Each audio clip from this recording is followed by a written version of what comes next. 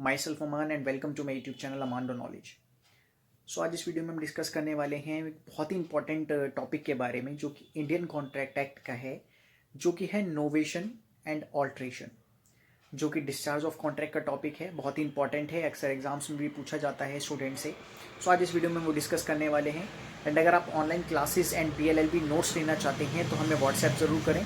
WhatsApp number आपको description box में available है। एंड अगर आप लीगल एडवाइस लेना चाहते हैं अपने किसी भी मैटर के regarding, so you can also contact us. And आपको व्हाट्सएप कर सकते हैं आप उसके लिए भी, ठीक है। व्हाट्सएप नंबर आपको स्क्रीन पर भी और नीचे भी डिस्क्रिप्शन बॉक्स में अवेलेबल हो जाएगा। आइए स्टार्ट करते हैं अपना वीडियो। सबसे पहले मैं आपको बता दूं डिस्चार्ज ऑफ कॉन्ट्रैक्ट होता क्या है। तो कॉन्ट्रैक्ट जब हम खत्म करते हैं, डिस्चार्ज का मीन्स होता है खत्म, निकल जाना, ठीक है।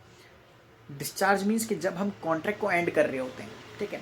अब एंड किन किन तरीकों से होता है उसको ही हम डिस्चार्ज ऑफ कॉन्ट्रैक्ट के अंदर पढ़ते हैं, ठीक है।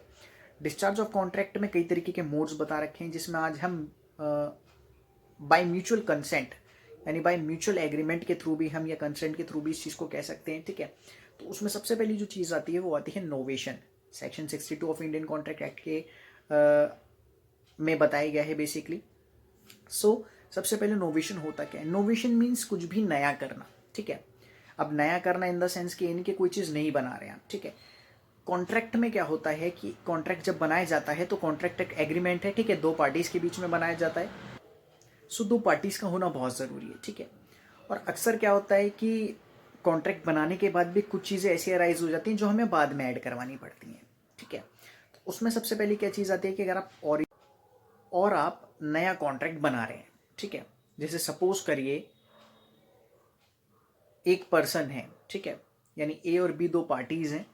अब उन्होंने क्या पहले कॉन्ट्रैक्ट कर लिया कि A क्या करेगा, B से कार लेगा और B रिटर्न में क्या देगा, 1 लाख रुपीज़ देगा, ठीक है। पहले तो उन्होंने कॉन्ट्रैक्ट कर लिया, बट देन आफ्टर क्या होता है कि A डिसाइड करता है कि वो अपनी कार 1 लाख रुपए में नहीं देगा, 2 लाख रुपए में देगा, ठीक है। यानी टर्म्स एंड कंडीशन चेंज कर दी, ठीक है। तो अगर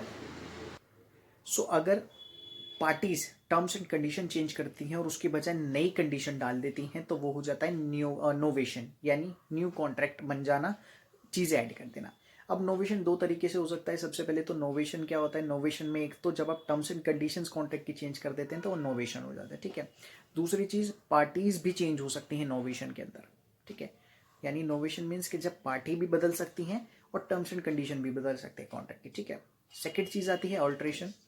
ऑल्ट्रेशन क्या है, ऑल्ट्रेशन भी कॉन्ट्रैक्ट की टर्म्स एंड कंडीशन को चेंज कर देना, ठीक है। लेकिन ऑल्ट्रेशन में पार्टीज नहीं बदलेंगी, only terms and condition change हो सकते हैं, ठीक है। यानी चेंज तो उसमें भी हो रहा है, ऑल्टर हो रहा है। ऑल्टर मीन्स कि एक या एक से ज़्यादा चीज़ अगर कॉन्ट्रैक्ट में ऑल्टर हो रही है यानी चेंज हो रही है तो वो चीज़ ऑल्ट्रेशन कहलाएगी, जिसमें कि पार्टीज चेंज नहीं होगी लेकिन नोवेशन में पार्टीज भी चेंज हो जाती हैं, ठीक है। तो एक डिफरेंस ये है कि नोवेशन में पार्टीज चेंज हो सकती हैं लेकिन ऑल्ट्रेशन में पार्टीज नहीं, only terms and condition change हो सकती हैं, ठीक है। तो आई होप आपको समझ आया होगा। एंड PDF नोट्स अगर आप इसके लेना चाहते हैं तो कांटेक्ट जरूर करें। कांटेक्ट नंबर आपको डिस्क्रिप्शन बॉक्स में अवेलेबल हो जाएगा। एंड अगर आप लीगल मैटर से रिगार्डिंग अगर कोई भी आप एडवाइस लेना चाहते हैं तो आप हमें कांटेक्ट कर सकते हैं। कांटेक्ट नंबर आपको व्हाट्सएप पे भी आप कर सकते हैं एंड आप हमें इंस्टाग्राम पे फॉलो कर सकते हैं और डायरेक्ट DM